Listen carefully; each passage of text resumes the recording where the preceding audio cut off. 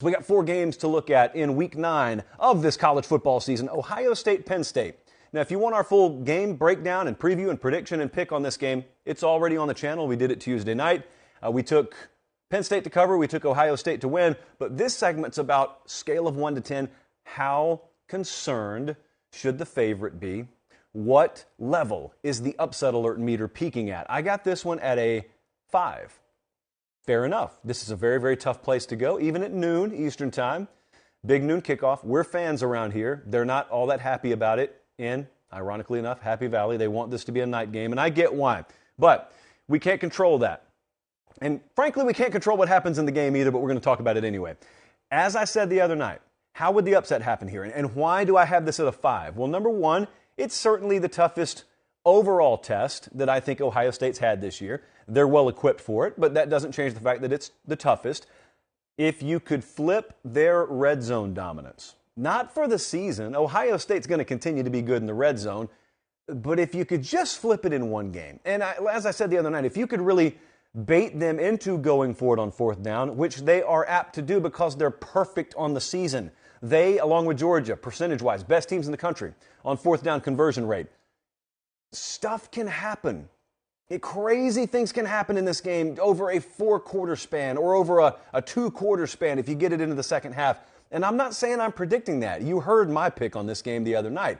But I've been wrong a time or two. And if I am wrong here, that's probably why it would happen. I would also say that Sean Clifford needs to have a career day throwing against the Ohio State secondary, and crowd, as I mentioned, needs to be a factor. And because of those not being totally out of the realm of possibility, give me a 5 on the upset alert meter here.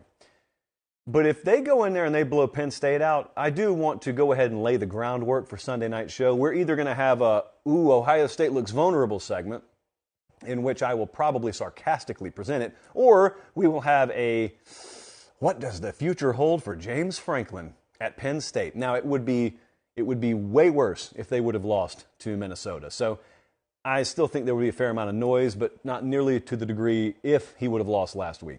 So we'll save that for Sunday night. What about Oregon and Cal? I just saw the Ducks last week. Very impressive team.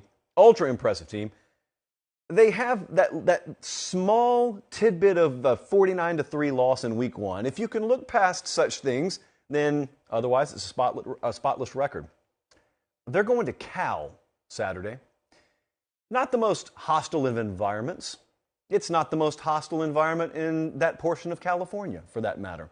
So it's certainly not the road dynamic and the opposing stadium dynamic that I think could trip them up if it does, but I'm still going to put a 4 on this game. It's just the spot. That program's getting a lot of praise this week. That team has got some young guys on it still, getting a lot of praise. That coaching staff is new. They're getting a lot of praise. Now, I've got full confidence in them, but at the same time, we did take Cal plus the points, which is 17.5, by the way. We did take Cal at plus 17.5. It's 17 now. Because I just think it's the kind of game where history shows us Oregon wins after messing around for a little while. Happens to every team. Happens to teams that eventually go on and win the title. They get in these spots where you're coming off a really, really big win and you're being celebrated and you're going on the road. And you also know good and well, if you're an Oregon fan, your attention is on Washington and your attention is on Utah, and both of those games are at least 2 weeks away. No one's national attention's really on this game. So I still expect Oregon to win. But I'm going to put the upset alert at 4 only because this is a new everything at Oregon. And so we don't have an established track record of watching what this version of Oregon does in these spots. And so we start to establish that track record, obviously, this week. So let's keep an eye on them. It's a 4. I think Oregon's going to take care of business. I do think it may be a little closer at the final gun than a lot of folks expect. That's why we're taking those points with Cal. Kentucky-Tennessee is also a game we broke down the other night. The individual breakdown videos on the channel. I'm putting this one at a 5. Take no chances. Hey, look, even the mysterious liquid in the chalice is not orange tonight. So even we're looking away from Knoxville. We're looking at Manhattan, Kansas. Yeah, I just had mysterious purple liquid in the building. So there you go. We're ready for our trip to Kansas tomorrow. But in the meantime, or I guess at the same time, Kentucky's going to Neyland Stadium. My thoughts have been made very clear on this game. I think Tennessee's going to win. think it will also be a little bit more of a struggle. I don't think that they're going to run away and hide from Kentucky. There is that glaring mismatch of stats, or mismatch, I guess is what I should say, because Tennessee runs about the 5th most plays per minute in the country, and Kentucky runs the fewest plays per minute in the country. So it's that great question of whose style kind of takes over early.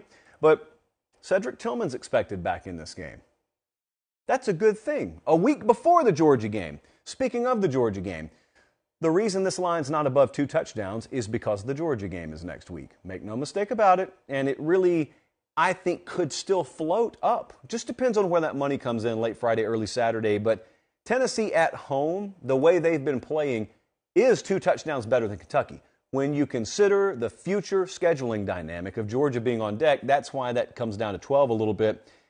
And that's really where your hope is. Now, here's the other thing. Jesse and I were pouring over some stats earlier, and by that I mean he was pouring over them and I was listening halfway. He said, Kentucky's got the 14th best pass defense in the country. Naturally, I said what all of you say about Ohio State being rated number 1. Who have they played, Jesse? Who have they played?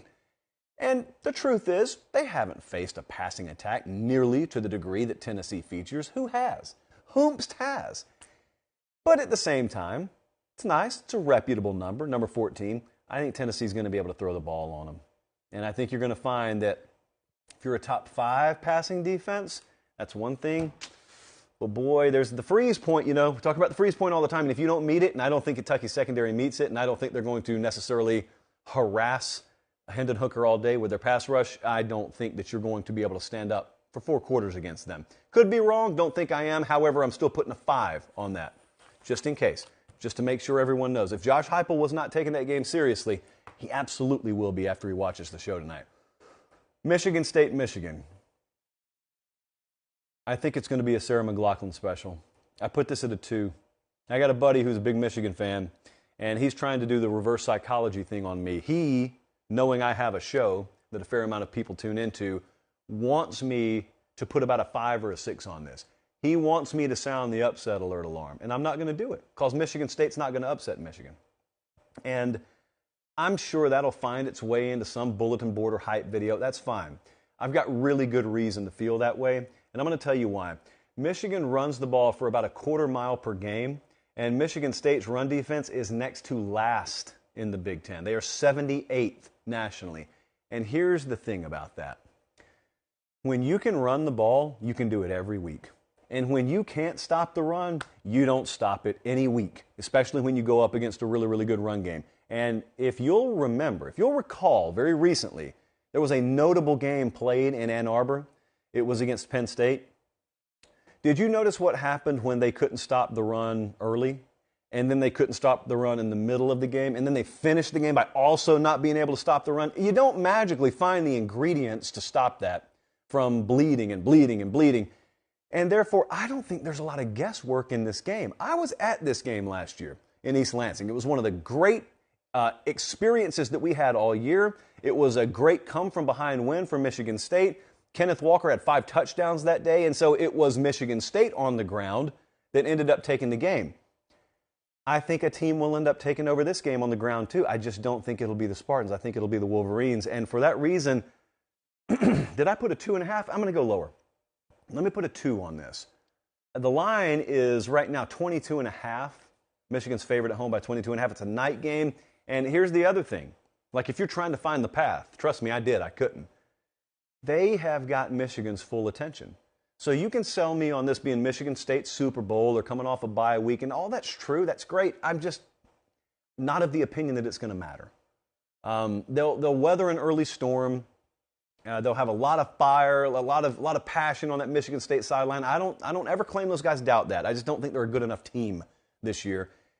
And I think Michigan's going to look to make a statement there and prove a point, and it will be proved emphatically, and that upset's not happening. Guys, thanks for watching Late Kick. Make sure and leave a comment. I love interacting with you. But most of all, please like the video and subscribe to the channel. That's how we keep all of this free.